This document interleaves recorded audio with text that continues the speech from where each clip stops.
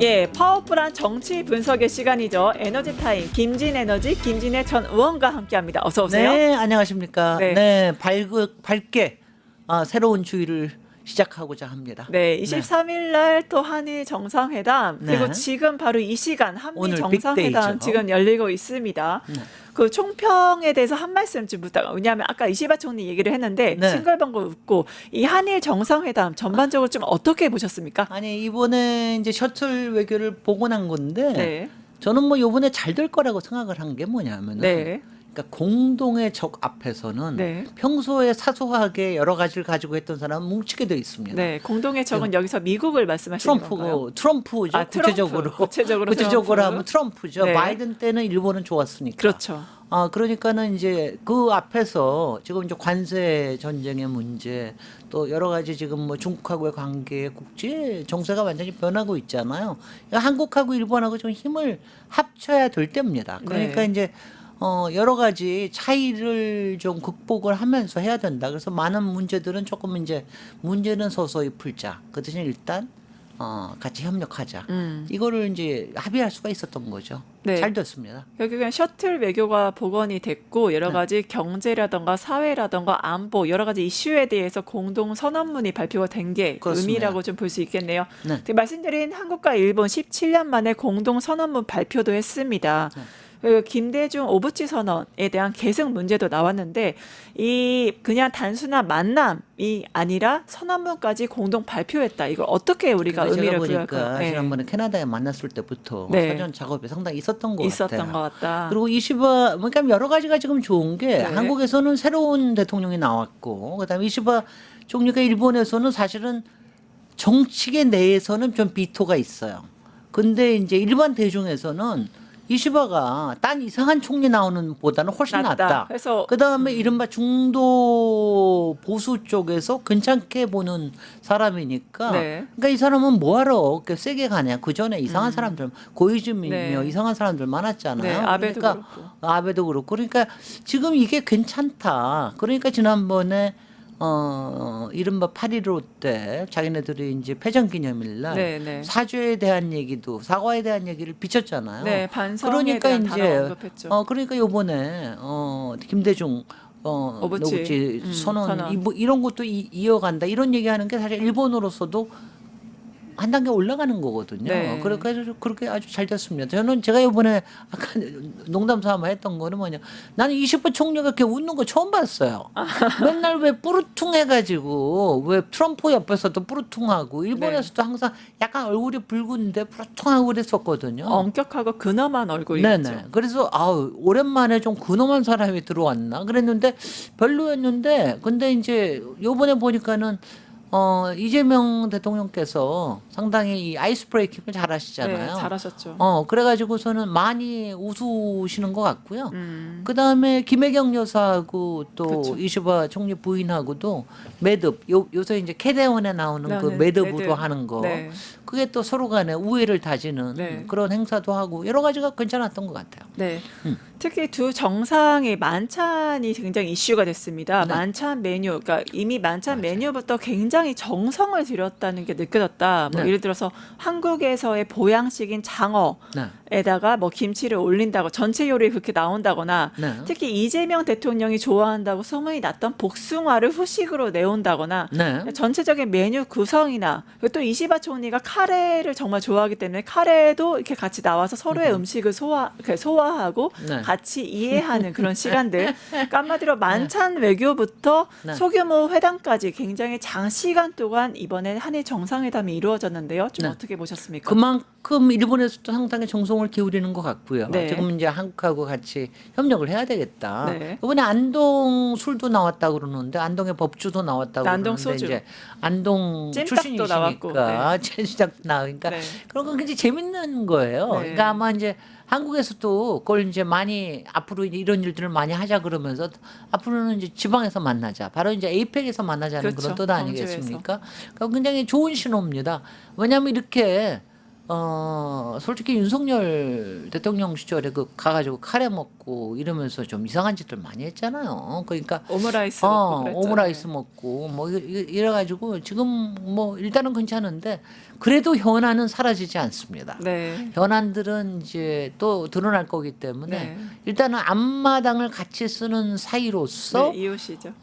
우리 트럼프에 잘 대응해 보자. 네. 그럴 겁니다. 그래서 노하우를 또 이시바한테 들었다는 얘기도 있죠. 그렇기 때문에 이번에 이례적으로 한미 정상회담 전에 이제 한일 정상회담을 한 게 이승만 대통령 이후로 이제 최초라고 하는데 그렇습니다. 그렇게 한 이유가 바로 한미 정상회담에 트럼프 다루는 법. 트럼프를 이미 이시바는 2번이나 만나봤기 때문에 네네. 어떻게 할 것인지 그런 조언을 듣기 위해서다 이런 의견도 있습니다. 그것도 있겠죠. 네. 그것도 있을 테고 뭐냐면은 이제 지금 트럼프하고 하는 문제가 경제에 관련된 문제뿐만이 아니라 외교 안보에 관련된 것도 상당히 있기 때문에 네. 일본의 입장 그리고 이왕이면은 저는 또 이게 실용적이라고 생각하는 게 네. 미국 가기 전에 일본 들려왔다 가는 게 굉장히 좋아요. 제가 왜 얘기를 하냐면 네네. 제가 처음에 유학 갈 때 네. 제 첫 외국 여행으로서 일본을 들렸다 갔거든요. 네. 너무 돈도 싸게 맥힙니다. 네. 그러니까 여러 가지가 경제적이고 그리고 무엇보다도 상징적인 게 굉장히 크고요. 네. 미국한테도 사실은 어느 만큼은 네. 우리가 이렇게 협력할 수 있는 ally가 있다. 이런 거를 또 과시할 수도 있는 거기 그쵸, 때문에 저는 혼자가 여러 가지 아니다. 점에서 굉장히 효과를 봤다고 생각을 합니다. 저는 좋은 작전이라고 생각을 하고요. 그 일부 보수 쪽에서 왜 미국을 먼저 만나지 않고 일본을 만나냐? 그건 말도 안 되는 거거든요. 말도 안 된다. 미국 가는 건 가서 조활이라는 얘기 아니에요. 그러니까 그런 거 그게 아니다라고 하는 걸 아주 좋았다고 생각합니다. 조공 외교 측면에서도 그건 아니었다라고 네. 보시는 거죠. 네. 결국에는 핵심 앙점은 3개인 것 같습니다. 한미 트럼프하고. 정상회담에서 네. 그런 경제적으로 이제 통상 네. 그리고 산업 혁명, 협력이 있을 거고 마지막으로는 같이 어떤 것들을 구상할 수 있는 농수산물 개방이라던가 네네. 그런 방위, 안보 문제, 방위비와 연계해서 안보 문제를 어떻게 꾸려갈 것인가 3가지가 주안점이 될 것 같은데 이 3가지 중에서 특히나 핵심적으로 논의될 게 뭐가 있을까요? 트럼프로서는 저는 하여튼 그렇게 우리를 홀대는 못할 거예요. 네. 일단은 관세 협정에서 근처하게 한 것도 왜냐하면 한국은 일단은 굉장히 좋은 파트너 국가라는 걸 알아요. 네, 조선업을 비롯해서 그렇죠. 네. 조선에도 그렇고 그 다음에는 무엇보다도 북한의 존재라고 하는 게 한국의 일종의 레버리지가 되는 것도 북한의 사실입니다. 존재가 발목이 아니라 레버리지다. 발목이 아니라 레버리지가 되는 것도 사실이고 네. 그리고 이제 트럼프의 이른바 사적인 욕망이 있잖아요. 돈을 많이 뜯어내고 싶다. 네, 그렇죠. 이것도 있지만 노벨상도 받고 싶다. 그다음에 그렇죠. 노벨 평화상. 그다음에 미국의 이른바 조선 그다음에 원자력 발전소 좀 제대로 만들고 싶다. 이런 거에 한국이 굉장히 좋은 파트너가 될 걸 알기 때문에 저는 그렇게 막 나오지는 않을 거라고 생각해요. 근데 그 사이에 네. 이제 이번에 농산물 얘기 나오고 네. 그 왜 소고기하고 쌀 얘기도 다시 또 거론한다. 이런 얘기가 좀 나오고 그러잖아요. 네네. 그런 것들을 위협을 하고 그럴 건데 네. 그거를 저는 뭐 잘 하리라고 봅니다. 네. 그 마스가 효과가 상당히 컸고요. 네. 이번에는 이제 원자력 발전소에 관련된 것도 아마 좋은 협력 관계를 만들어내지 않을까. 저는 지금 한 가지 다행인 건 하여튼간에 알래스카 네. 그 LPG. 그거는 없어졌잖아요. 네, 그 얘기는 나오지 그러니까 그것만 하더라도 얼마나 다행이에요. 네. 그거는 몇십 년 묶이는 얘기거든요. 네. 그런데 이제 이 방위비를 올리자 그리고 주한미군을 축소하겠다. 네. 이 부분에 대해서는 이거는 서로 간에 밀고 당기는 거를 할 거라고 생각이 되고요. 네. 저는 솔직히 지금 약간 궁금한 거는 이재명 대통령이 트럼프는 또 어떻게 녹이실까? 아마 아이스 브레이킹을 어떻게 할지 그거 할지 굉장히 궁금하고요. 좋은 파트너로서의 역할을 굉장히 많이 강조하지 않을까 하는 생각이 듭니다. 네. 그리고 두 분이 다 실용적인 분이라서. 그렇죠. 네. 워낙 서로에게 위인할 수 있는 걸 하고 뭐 저번에 조선업을 위대하게 그런 것도 했기 때문에 뭔가 미국이 흥미를 가질 만한 것을 이재명 대표가 잘 얘기하지 않을까, 대통령이 얘기하지 않을까 기대를 합니다. 국제 소식은 좀 지금까지 알아봤고요. 국내 소식, 국민의힘의 바로 전당대회 너무나 의외의 결과라서 국민의힘이 국민의 적이 되는 거냐? 어떻게 민심을 이렇게 배반할 수 있냐? 김문수, 장동혁 후보가 올라갔습니다. 어떻게 아니 보셨어요? 그게 왜 민심을 배반한다고 생각하세요? 아, 그게 다- 민심의 반영이에요? 다 그렇게 이른바 반탄에 올라갈 거라는 얘기는 바로 예측이 가장 많이 나왔습니다. 국민의힘이기 김문수는 전 대선 후보로서 네. 그다음에 장동혁은 전환길의 힘으로서 네. 그렇게 둘이 올라갈 거다. 전환길의 만약 찬탄 쪽에서 하려고 그랬으면은 조경태하고 안철수하고 단일화를 했어야죠. 안 하지 않았습니까? 그러니까 둘이 올라갈 거 거의 다 예상했던 거고요. 네. 이제 마지막 내일인데 마지막에 어떻게 될지 지금 마지막에 굉장히 전력 투구를 하고 있는 것 같아요. 네네. 이른바 한동훈 전 대표도 최악의 선택을 하지 않았으면 네. 좋겠다. 그거는 뭐냐면 김문수한테 차라리 힘을 실어주자 그 얘기 아니겠어요. 네네. 장동혁이 되면은 또 당에 쪼개질지도 모른다. 이런 여러 가지가 있기 때문에 네.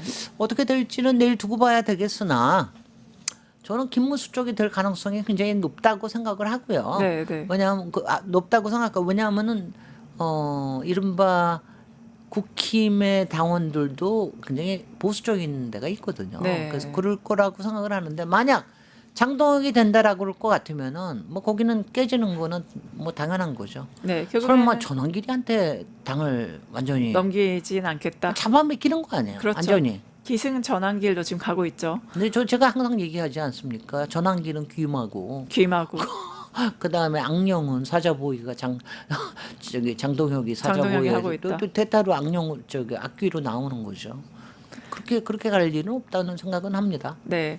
그럼 그 찬탄파가 결국에는 의원님 말씀에 따르면 찬탄파가 김문수 쪽으로 갈 확률이 좀 높다라고 하셨잖아요. 그리고 그게 그나마 차악이라고 생각을 할 거예요. 차악으로 갈 거다 네. 했는데 홍준표 전 대구시장이 이 지금 전당대회 보면서 국민의힘 해체돼야 된다. 새로운 보수 정당이 거듭나야 된다. 이런 얘기를 했어요. 이거 좀 어떻게 보세요?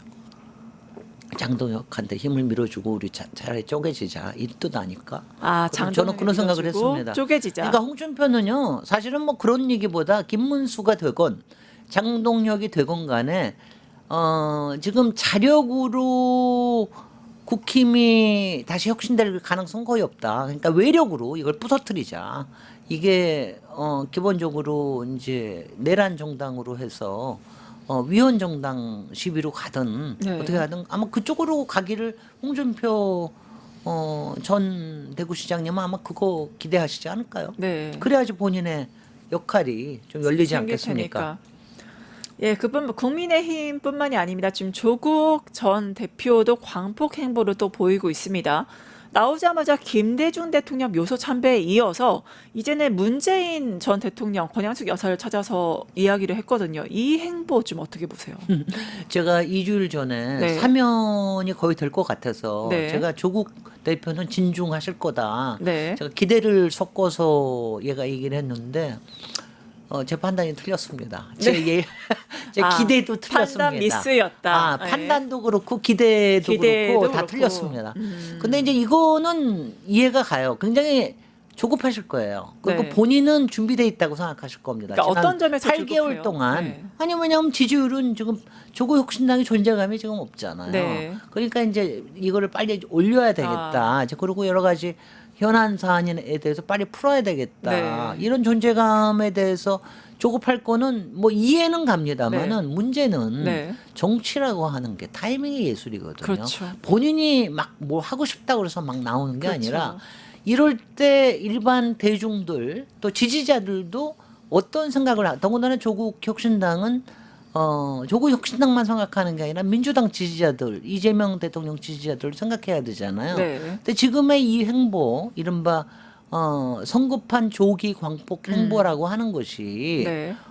그러면 지방선거를 겨냥했다. 이재명의 시간을 깎아먹는 거 아니에요? 대통령의 시간인데 그렇죠. 지금은 대통령의 시간이죠. 지금은 이거 하는데 이런 거를 깎아먹는 거 아니냐? 그러니까 저는 그냥 어리석다는 생각을 들어요. 왜냐하면 지방선거 얘기할 거 없. 왜냐하면 제가 지금 바로 얘기하는 네. 게 조국 대표나 조국 혁신당은 지금 선거하는 줄 알아요. 네. 지금 선거 시간 아니거든요. 그렇죠. 왜 지금 선거를 미리 근데 합니까? 지금 지방선거를 겨냥한 행보를 그리고 본다. 그러니까 작년에 우리가 1년 전에 네. 조국 대표를 그나마 우리가 다 받아줬던 거는 네. 그동안 쌓여온 게 있다. 그리고 윤석열은 아직도 대통령이다. 그렇죠. 그러니까 지금 나서서 같이 힘을 합해가지고 반윤의 전선을 만들 수 있다. 이것 때문에 많이들 오케이를 했던 건데 이미 네. 그 빚은 갚았다고 일반 대중들은 생각을 하는데 그런데 지금 나와가지고 정말 아무 문제가 없는 것처럼 네, 그렇게 저렇게 하고 얘기하고 선거 때처럼 움직이고 있는 게 절대로 안 되고요. 제가 만약 가까운 사람이었으면 네. 지금은 아닙니다. 선거의 타이밍은 조금 있다 옵니다. 그 사이에 쿠킹을 해야 됩니다. 지금은 이렇게 타이밍이 무르익게. 아니다. 그래서 저는 굉장히 안타깝고 어리석게 보이고 어리석다. 그 저기 막 전략이 잘못돼 있고 그리고 그 전략이 잘못된 이유 중에 하나는 조국 혁신당의 이른바 실세 측근이라고 하는 사람들의 판단 미스라고 생각을 합니다. 네, 특히 민주당의 강덕구 의원 좀 자숙해라. 그리고 박지원 이제 의원도 선거파면 실패한다 이런 식으로 코멘트를 하는데 여기에 대해서 조국 나는 제 갈 길 가겠다 이렇게 반응했습니다. 그 말은 해야죠. 그거 안 하고 제가 할 길은 가는데 네. 이제 선거할 걸 조금 속도 조절을 할지 주변을 어떻게 할지는 모르겠는데 가령 어저께 행보 같은 거는 굉장히 부적절하죠. 더구나 네. 어저께가 문재인 대통령을 만났는데 그 자리에 네. 요번에 물론 사면 복권이 같이 된 사람이긴 하지만 백원우 전 위원 또 최강욱 지금 현재 민주당 의원. 교육연수 네. 위원장인가요? 네네. 위원장하고 이렇게 해가지고 같이 가는 모습. 거기 가서 인사만 또 잠깐만 하고 오면 좋아요. 근데 거기 가서 왜 영화를 같이 관람을 하는데 그 영화 그렇죠. 제목이 왜 하필이면 다시 만날 조국입니까? 그러니까 미리 다 시나리오를 짜놨다는 거 아니에요. 그렇죠. 이건 선거 때나 해야 되는 일이거든요. 선거 때나 해야 되는데 왜 그런 식으로 하는지 마음이 저는 급해서. 조국 원장도 이해가 안 되고 조국 혁신당의 측근들도 이해가 안 되고 문재인 대통령도 이해가 안 이해가 안 됩니다. 간다. 이거는 뭐냐면 굉장히 국민들이 봤을 때는 참 지금 굉장히 대단한 지금 오늘 저 한일 회담도 그렇고 한미 회담도 굉장히 중요한 사안이 있는데 저렇게 해야 되느냐 이런 거에 대해서 곱지 않은 시선들이 많을 거라고 생각이 듭니다. 네, 특히 뭐 실시간 댓글도 그렇지 많은 여론이 이제 다시 만난 조국 영화 관람 자리에 최강욱 민주당 의원이 왜 거기 가냐. 전 민주당 위원은 뭐 그 사람 말고도 백원우도 있었으니까. 네, 네. 그런데 문제는 현재 당직을 갖고 있는 사람이에요. 네. 교육연수원장입니다. 원장. 네. 교육연수라는 건 민주당을 상대로 해가지고 민주당의 말하자면 사상과 그렇죠. 우리의 철학과 우리의 행동을 이런 걸 해야 되는 사람인데 저런 행동 거지를 하는 사람이 교육연수원장으로 적합하냐. 이게 뭐냐면 불똥이 또 정청래 당대표한테까지 튑니다. 그렇죠. 그거 혹시 기억나시는지 모르겠는데 네. 정청래 전 의원 시절에 작년에 네. 조국 혁신당에 가서 교육을 한번 한 적이 있어요. 신입 정청래 그때 당시 국회의원. 의원이. 네네. 그래가지고 그때 굉장히 비판을 많이 받았습니다. 그래서 당시에 그때 정청래는 그때 위원장도 아니고 그냥 보통 위원이었죠. 그래서 조심하겠다. 뭐 이런 얘기를 사과도 하고 그랬거든요. 근데 어저께 최강욱 위원의 그 연수원장의 행보는 그렇게 바람직하지는 않았다고 보이기 때문에 정청래 대표도 상당히 곤혹스러워하실 것 같아요. 네, 또 워딩이 지금 계속 문제가 되고 있는데, 그러니까 조국 전 대표 지금 현역 연구원장이죠. 2030의 그 남성들이 극우화됐다. 그리고 국민의힘은 반드시 해체시킬 거다. 이런 발언들을 했거든요. 2030에 대한 특히 남성들에 대한 조국의 평가 좀 어떻게 보세요? 그러니까요. 제가 조국 그 원장님을 아끼는 마음에서 얘기를 하는데 네, 아끼는 마음에서. 이렇게 하는데 예전에 이재명 대표의 행보를 잘 보고 배우셔야 됩니다. 네. 이재명 대표가 그 전에 아직 그 대선 후보도 아니었고 네. 그 다음에 그냥 도지사였고 이랬을 때는 굉장히 발언이 셌어요. 네. 그러다가 대표가 되고 나니까 갑자기 사이다가 없어졌잖아요. 사이다가 그렇죠. 고구마까지는 아니다 하지라도 굉장히 말을 조심을 하시거든요. 근데 네. 지금 조국 원장님이 그렇게 발언을 하시는 거는 마치 네. 교수나 정치평론가가 발언하시듯이 하는 거는 굉장히 바람직하지 않다라는 생각이 들고요. 그 2030과 그 70 이후를 그렇게 싸잡아서 얘기하는 거는 그렇죠. 바람직하지 않습니다. 훨씬 더 섬세하게 접근을 해야 된다고 생각을 하고요. 네. 그 다음에는 이제 그 국힘을 뭐 바라기는 0으로 만들고 싶다. 이거는 할 수는 있는 건데 네. 뭐 얘기는 하는데 그건 3년 뒤의 얘기인데 그걸 내년에 그렇게 할 수 있다는 얘기인가? 그리고 그 얘기를 하면서 왜 또 호남에는 가시는가? 이상하잖아요. 그 본인이 자완 투수가 되겠다고 그러니까 그러니까 굉장히 이제 여러 가지 말들이 지금 이제 약간의 혼선이 좀 생기게 보입니다. 그러니까 그래서 말씀은 아끼셔야 되고 SNS는 줄이셔야 되고 그다음에 훨씬 더 진중한 행보를 하셔야 되고 그리고 그게 숙성됐을 때 네. 저는 숙성되고 저는 사실 이렇게 생각하거든요. 네. 특검이 어느 정도 마무리가 된 시점. 그러니까 그 앞으로 한 타이밍. 2달 정도. 네. 그다음에 그게 되게 아마 11월 달쯤 될 거예요. 네, 10월 말 그리고 에이펙이 되게 마무리될 시점. 네, 네. 이런 정도에서 아마 그때부터 왜냐하면 그때는 그래도 아직 지방선거 이르거든요. 그렇죠. 지방선거는 내년 1월 달이나 돼야지 움직이기 시작해요. 그때쯤 돼서 해도 크게 상관없으실 것 같은데 이번에 오히려 이렇게 하시는 행보가 본인의 자산을 잃어먹는 이런 행위가 되고 있지 않나. 꼭 좀 그래서 우려스럽습니다. 네, 근데 본인만 문제가 되는 게 아니라 네. 이게 민주진영 전체에도 그렇고요. 이재명 대통령의 지지율도 까먹거든요. 그렇죠. 실시간 까먹고 있는데 그러니까 특히 우리가 이렇게 뭐라고 그러는 거예요. 그러니까 2030 남성 말씀하신 대로 2030 남성들이 뭐 70대처럼 그거 70대까지 비하한 거잖아요. 그렇게 네. 한 것도 있지만 된장찌개 논란에 대해서 돼지 눈에는 돼지만 보인다. 저는 그거는 조금 저도 그래서 제가 어저께 페이북에 들어가 찾아봤어요. 네. 이 말을 진짜 하셨단 말이야? 네. 아니 왜냐하면 제가 아는 조국 원장님은 네. 부처님에는 부처만 보인다 이 말을 하실 분이거든요. 어허. 그런데 그래서 정말 이상해서 제가 페이북에 들어가 찾아봤더니 네. 진짜로 그렇게 쓰셨더라고요. 그렇죠. 그렇게 작은 일에 대응하는 거. 네. 안 하셔야 합니다. 하나하나 다 대응하고 있죠. 그렇게 그거 예전에 그 교수 시절에부터 SNS에는 굉장히 작은 일까지 대응하시고 많이 그러셨어요. 그건 네. 제가 압니다. 네. 그런 거 나쁘지 않다라고 생각을 했는데 네. 지금의 정치적인 무게에 비해서 그런 거는 너무 가볍다는 생각이고요. 워딩도 굉장히 바람직하지 않고요. 그래서 그러니까 정치인이라고 하는 거는 이게 굉장히 중요해요. 의외의 행보로 사람이 주목을 끌 때도 있어요. 그게 뭐냐면 작년이었어요. 네. 작년은 뭐냐면 정말 독한 모습으로 네. 조국 대표가 나왔을 때 많은 국민들이 박수를 쳐줬습니다. 그렇죠. 표도 찍어주고. 뭐 세빙선이 되겠다 이런 세빙선이 말을 왜냐하면 그게 필요하다고 생각을 그렇죠. 했으니까. 근데 지금 하고 계시는 모습은 우리가 지금 이제 말하자면은 사면을 받고 나온 사람으로서 할 수 있는 태도, 그다음에 조국 대표의 원래 그 품위와 점잖은 이런 기대하는 거하고 굉장히 다르다고 하는 것이 사람들한테는 굉장히 실망이 될 수가 있다라는 거를 기억하셔야 될 겁니다. 네, 그거는 결국엔- 지지자들도 마찬가지로 그 생각하셔야 돼요. 그렇죠. 편만 태도나 들어주시면 타이밍. 안 돼요. 편만 들어주시면 절대로 안 됩니다. 그다음에 제발 좀 그 이상한 측근들 좀 물리치십시오. 이상한 측근도 문제가 있다. 제가 뭐 실명은 거론 안 하겠습니다만 사진에 항상 같이 나오는 사람들은 땡땡땡. 네.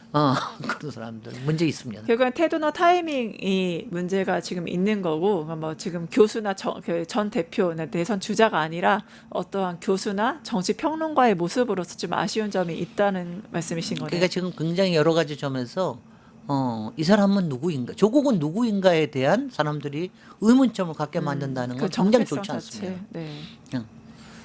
그다음 조국 전 대표 그다음에 연구원장 얘기를 좀 봤습니다. 지금 국내 문제 특검 문제도 같이 봐야 될 것 같은데 1차 수사의 반환점을 지났는데 지금 킴의 4인방을 모두 이제 구속을 했어요. 네, 이제는 그렇습니다. 돌파구 이제 4명의 구속으로 인해서 수사에 돌파구가 좀 생길까요?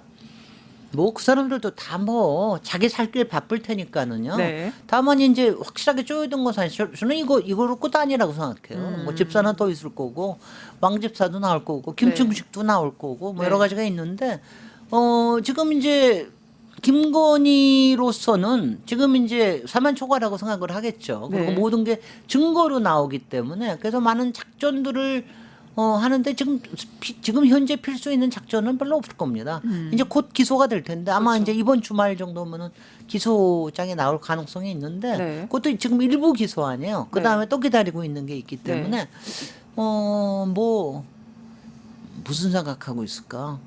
본인은 사면도 안 될 거고 네. 아무리 남편한테 밀라고 그래도 네. 솔직히 지난번에 얘기한 내가 죽으면 뭐 이게 없어지고 네. 남편이 괜찮아질 네, 거냐는 그냥 살 거냐. 심평 교수를 통해서 한 거는 그건 반어법으로 써야 되거든요. 네. 반어법으로 읽히잖아요. 뭐 어떻게 읽어야 될까요? 반어법으로 읽히는 거는 네. 네가 죽어야 내가 산다. 그렇죠. 네가 누굽니까? 윤석열.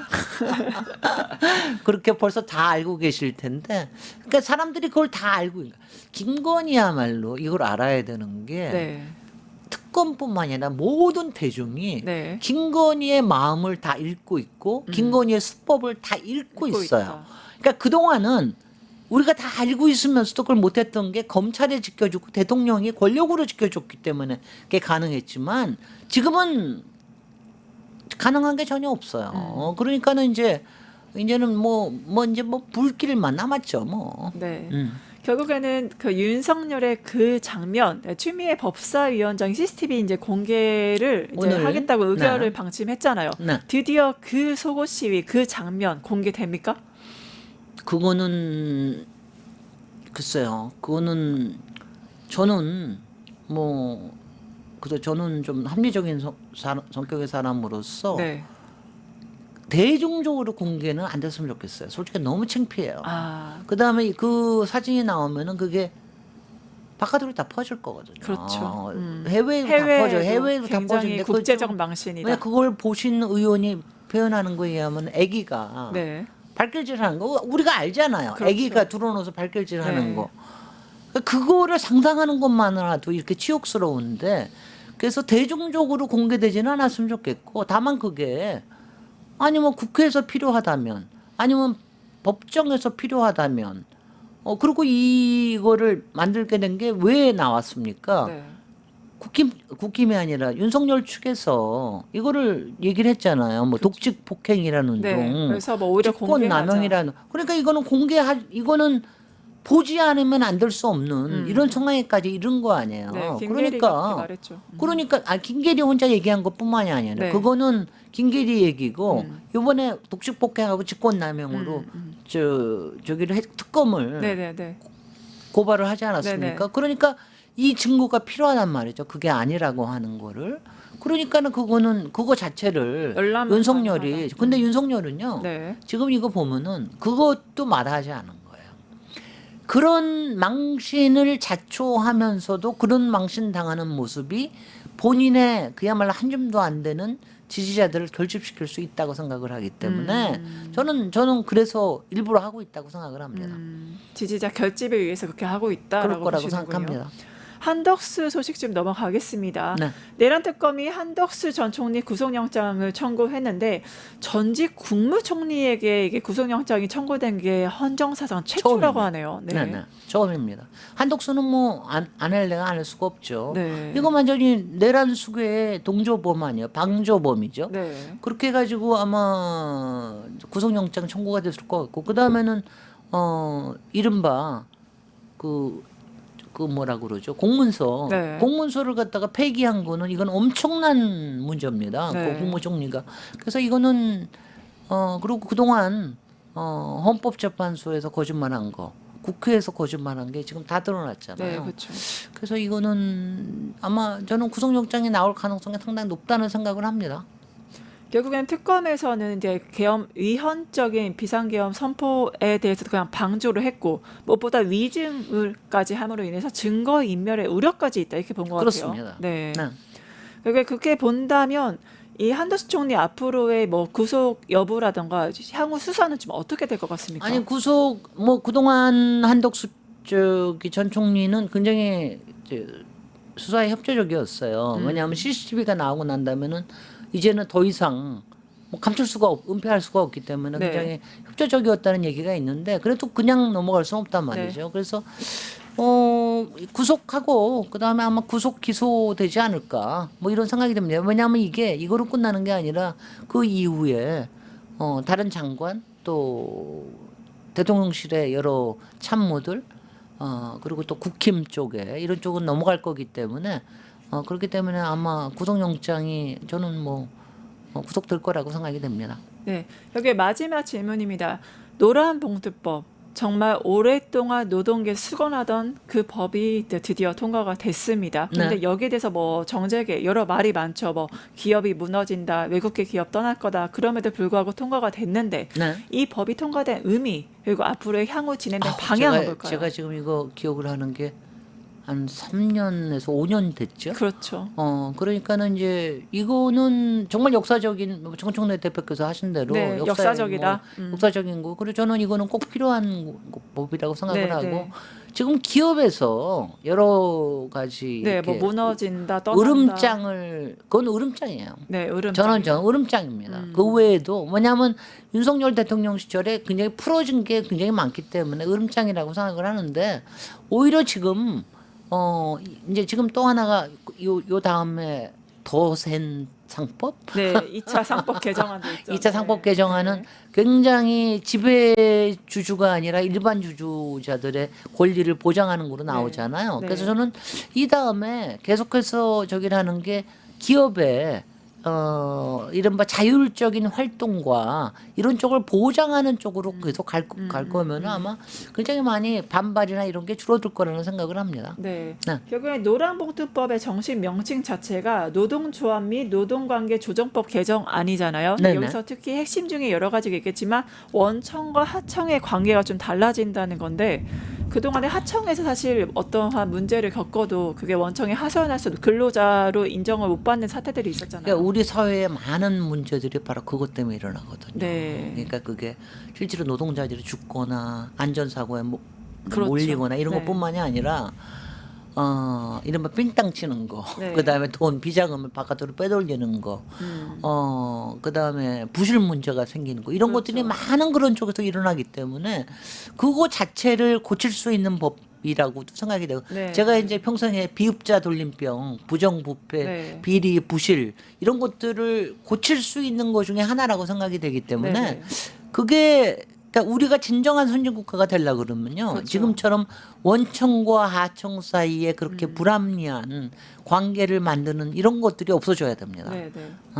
그렇습니다. 특히 노조나 노동자에 대한 손해배상도 굉장히 범위가 많이 줄어들었어요. 거기에 의미가 또 있다고 보는데요. 네. 그 무엇보다 이제 단체 교섭이나 쟁의 협의를 했는데 거기에서 회사가 어떤 손해배상 청구를 했을 때 굉장히 많은 피해를 오랫동안 받았잖아요. 그리고 그거를 갖다가 실제로 일한 노동자들이 분배해가지고 그걸 갖게 만드는 게 네. 말이나 되는 얘기입니까 도대체.